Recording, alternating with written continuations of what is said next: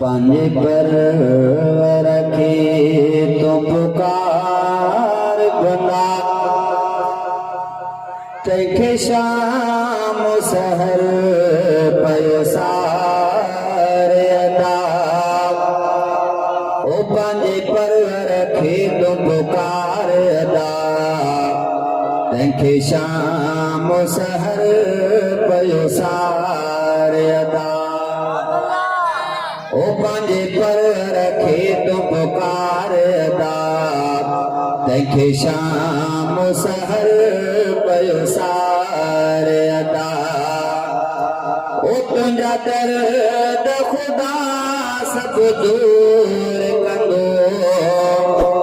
ऐं दूर सबूरा सूर कंदो ओ वसंदड़ शहर वीरान करी किथे वसाई वाहण किन खेत पाली पालतुन में कंहिंखां पीहाई पाहण कंहिंखे दामन बख़्शे दमिड़ी कंहिंखे माया बख़्शे मण ओ कंहिंखे बेगन बख़्शे बकरीअ जी कंहिंखे धणी बख़्शे धण तेला होता हर फाटक में लिंगल लतीफ़ जा ओ तुंहिंजा दर्द खुदा सब दूर कंदो ऐं दूर सबूरा सूर कंदो पंहिंजी याद में खूब गुज़ार अदा तंहिंखे शाम सहर पयसार अदा ओ पंहिंजे परवर खे तो पुकार अदा तंहिंखे शाम सहर पयसार अदा ओ कहिड़ी बि अचे भल जा मुश्किल तूं रब खे पुकार अदा हर पल ओ हिकु तूं ई खुदा आहीं तूं दुनिया हलाई कन खे ॾखाराई खट ते के डर डर पिनाई किथे त सुकल सावा करी किथे सावा सुकाई किथे त मरन वञ जी तपिया किथे बादल बरसाई कन खे तॾहिं पुटन मथां पुटड़ा के सिक में सिकाई ओ वरी हाकिम खां चवाई रब शेर पंहिंजे शान जा ओ कहिड़ी बि अचे भल जा मुश्किल तूं रब खे पुकार अदा हर पल दुख तोखां कंदो रब धार अदा तंहिंखे शाम सहर पयसार अदा ओ पंहिंजे परवर खे तो पुकार अदा तंहिंखे शाम सहर पयसार अदा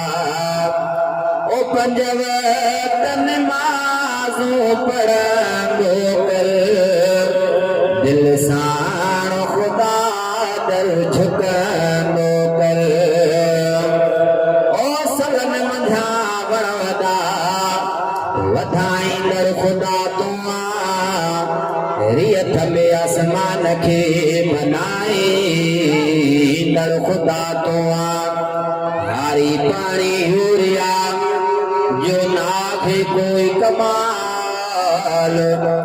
अन खे अंगूर ॾेई फुटाईंदड़ खुदा तूं फ़क़ीर हाकिम खां वरी शेर चवाईंदड़ खुदा तूं ओ पंज वक्त नमाज़ूं पढ़ंदो कर दिल सां खुदा दर झुकंदो कर पंहिंजे नफ़्स खे ज़ोरी मार अदा तंहिंखे शाम सहर पयो सार अदा ओ पंहिंजे परवर खे तूं पुकार अदा तंहिंखे शाम सहर पयो सार अदा ओ मन ॻाल्हि सिद्दीक़ी नेमत जी हीअ वाट सिधी आ जन्नत जी ओ मन ॻाल्हि सिद्दीक़ी नेमत जी हीअ वाट सिधी आ जन्नत जी पंहिंजे मुक़दर खे तूं संवारे अदा तंहिंखे शाम सहर पयो सार अदा ओ पंहिंजे परवर खे तूं पुकार अदा तंहिंखे शाम सहर पयो सार अदा है पंहिंजे परवर खे तूं पुकार अदा तंहिंखे शाम सहर पयो सार